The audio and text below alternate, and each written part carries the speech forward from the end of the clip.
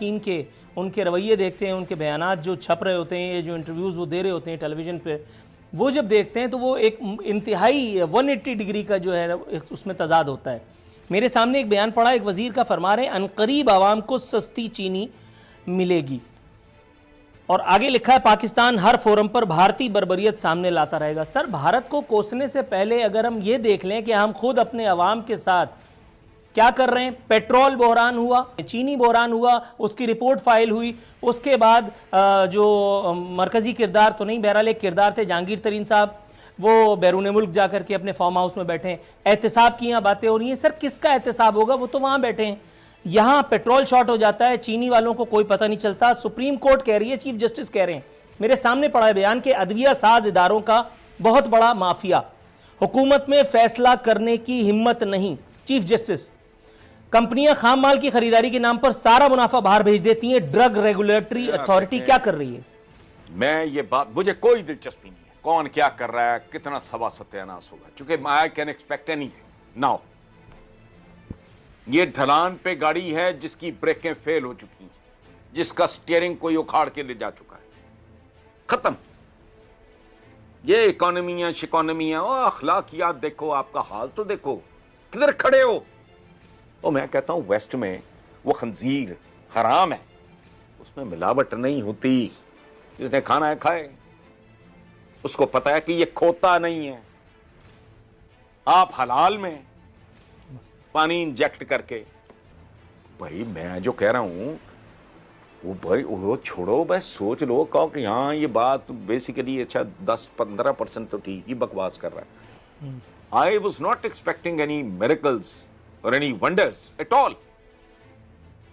इतनी common sense थी, मुझे पता था कि यार इट विल टेक टाइम। जब मुझे ये समझ आई कि इधर तो किसी को पता ही कुछ नहीं, मैं कसमन आपको कह रहा हूं कि मेरा ये यकीन था, यकीन मुबालगा ना हो जाए, वरना आप समझो मेरा सियासी ईमान जो था ना वो की हद तक था कि ये पीटीआई के प्रोफेशनल्स, टेक्नोक्रेट्स, ये वो लोग बैठे होंगे, भले कोई 4 कनाडा में बैठे हों, कुछ 6 यूएस में 10 बैठे हों, कोई इंग्लैंड में, पूरी दुनिया में एक फॉलोइंग है बंदे की, वो लोग बैठ के कर रहे होंगे यार एग्रीकल्चर इस मुल्क की, उसके साथ क्या करना है, हम चपड़ कनातियों की तरह रुई बेच रहे हैं, कॉटन एक्सपोर्टर, मत ये कपड़ा बनियाने चड्डियां बेच रहे हैं।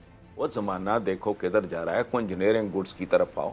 मेरा ख्याल था एक काम बड़ा आला हो रहा होगा, बैठे होंगे लोग, इनको सारी अब ये कह रहे हैं कि ये बेड़ा गर्क कर गए हैं।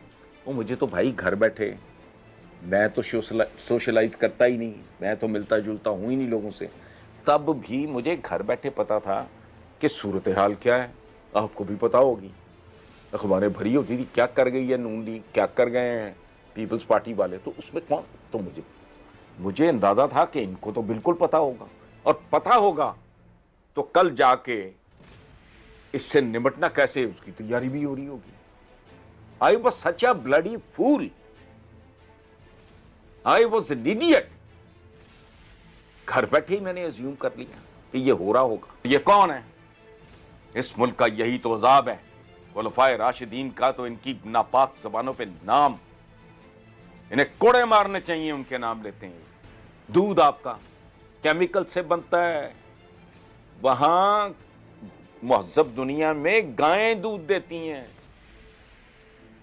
यहां मरे हुए जानवरों की अंतड़ियों से ऑयल बनता है, जिसमें खाने बनते हैं। ये चौकों चौराहों पे ये जो बर्गर मर्गर बन रहे होते हैं, क्या कर रहे हो आप इस एनवायरनमेंट में? रोड में 15 साल एक पूरी नस्ल, प्राइमरी पे फोकस करो, बंद करो यूनिवर्सिटियां बनानी, तो सब्सिडियां देने वाले भी वो, तो लेने वाले भी वो, तो आप सिंगल आउट करके 1, 2, 4, 10 नाम निकाल के, वो तो विलन ही नहीं है आपके। ये प्रॉब्लम है हम लोगों का। चोरों को छोड़ो, चोरों की मां का जिक्र करो। आपकी हर गवर्नमेंट जुल्फकार अली भुट्टो के बाद उसे आपने कातिल कह के, वो था नहीं, मैं उस बहस में नहीं पड़ रहा, उसको सजाए मौत दी, किसी को जरूरत हुई कहे कि इसने बाहर जायदाद बनाई है, बाहर इसने ये किया है, को सरे महल लिया है, ये एमन फील्ड है इसका, या इसके नेकलेस की कोई दास्तान है बेगम नुसरत भुट्टो, बताएं। उससे पहले मैंने पहले भी मिसाल दिए दिन, ये तो कल्चर ही ताबा है। ज़ियाउल हक ने ये कल्चर पैदा किया। भुट्टो की बेटी, मैं कोई एडमायरर नहीं हूं किसी का, याद रखें मेरे हीरो कुछ और हैं, एक ही हीरो है मेरा, वो इसलिए कोई इश्यू नहीं है। बच्चे थे, बेवकूफ थे, जज्बाती थे, नारे सुने, इंप्रेस हुए, भुट्टो के लिए जेल भी काट दिया, ससाद बंद, मैं जेल प्लान। अच्छा, वो बाद में समझ आ गई। बेनजीर 86 में बाहर आई है, उसको तो करप्शन की ये भी सीखा नहीं पता होगा, जिस तरह का उसका बैकग्राउंड था। यहां जब लैंड की है, मेरे सामने की बात है। एक मेरा बहुत ही प्यारा यूनिवर्सिटी का मरहूम दोस्त, वो पंजाब का अहम तरीन आदमी, मेरे सामने की बात है। एक शाहिद नवाज था जो बाद में ओवरसीज का वो हेड रहा है, एक दफा एमपी हो, फिर उसने कहा कि यार ये एमपी तो कुछ भी नहीं होता, तो फिर ओवरसीज का उसको पता नहीं एमडी या चेयरमैन लगा दिया गया। मेरे सामने उन्होंने वो पीटे बाकायदा, बीबी if we get an opportunity तो please make sure that we can make some money. ये तो आदमी पैसे का पॉलिटिक्स रह ही नहीं गई, ये तो सिर्फ पैसा है, वरना हम जलील हो जाएंगे। ये कल्चर बनाया। फिर ये कल्चर किसने बनाया? 3 प्लॉट ले लो, ये जर्नलिस्ट को कभी सुना था? ये तो नसीब में लिखा हुआ, मैं तो इतराफ कर रहा हूं आपके प्रोग्राम में, मेरे तो माथे पे लिखा है मैं उल्लू का पट्टा हूं, खत्म। मैं तो बेवकूफ बनता ही आया हूं। लोग कहते हैं मायूसी फैलाना, मायूसी फैलाना, मेरे जैसा तो अहमक उम्मीद परस्त था ही कोई नहीं, जिसने थर्ड फोर्स के ख्वाब देखे। कोई था बंदा इस मुल्क में, कोई एक आदमी है जिसने सैकड़ों कॉलम लिखे हो पीटीआई के बनने से पहले? आपसे ज्यादा कौन जानता है कि पाकिस्तानी अवाम ने 72 सालों से इस एक काम के अलावा कुछ नहीं किया। हमारे पेट पे अल्हम्दुलिल्लाह आज भी पत्थर ही बंधा हुआ है। ये तो अल्लाह का शुक्र है हमारी हुकूमतें हैं जो अलल्ले तलल्ले जो है वो झेल करके और चली जाती हैं। दूसरी बात, आपने कहा कि एक और नस्ल जो है वो हम उसकी कुर्बानी दे दें। सर 15 साल के बाद अगर हसन निसार साहब को अपने इस आइडिया पर तासुफ का इजहार करना पड़े तो मैं तो नहीं होऊंगा, मेरा ख्याल है। एक और नस्ल गई।